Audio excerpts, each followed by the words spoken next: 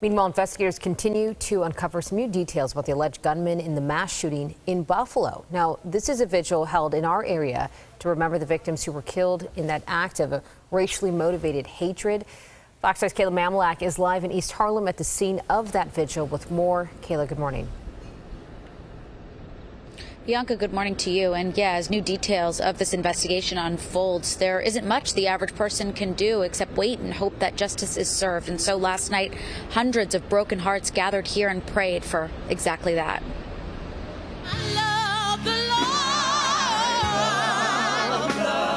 Mournful, grief-stricken songs of prayer howled through the Bethel Gospel Assembly. This East Harlem community gathering in pain with the people of Buffalo, asking God to help them make sense of the senseless. 10 innocent people, merely because of their ethnicity. Prayer vigils across New York State come as we learn more about the suspected gunman Peyton Gendron. New reports show the 18-year-old accused of slaughtering 10 people at a Buffalo supermarket had been allegedly planning his attack for at least 5 months, even visiting the store 2 months prior. And when confronted by a security guard, Gendron apparently claimed to be, quote, collecting consensus data before fleeing in his car.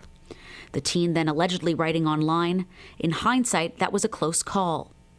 All of it stemming from a 500-page document obtained by the Washington Post, which was reportedly posted on the file-sharing platform Mediafire last month.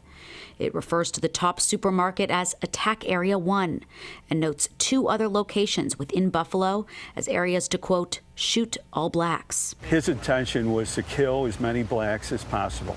If the Buffalo police officers that engaged them didn't stop him, he was going to continue down Jefferson Avenue. He was going to continue. This new document is in addition to the 180-page manifesto found online shortly after the shooting. There, the 18-year-old reportedly goes into detail about so-called replacement theory, a conspiracy theory asserting black people and other minorities are replacing white people in the United States. Gendron had also been evaluated in the past for threatening to shoot up his high school. The Erie County DA says Gendron's defense team does not plan to question his mental health during the legal process. As a prosecutor, I have 3 communities that I have to protect their rights. I have to protect the rights of the public, the victims, and the defendant. And I have to ensure that the defendant has a fair trial here in Buffalo, New York. Family members of the victims, meantime, are stuck with the numbing pain of losing a loved one too soon. My mom was my heart. She was the glue that held our family together.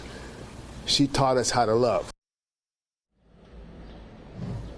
Gendron is currently facing charges of first-degree murder, though further charges are expected in the coming days. He's due back in court on Thursday. For now, though, we're live here in East Harlem. Roseanne, I'll send it back inside to you. All right, Kayla, thank you so much.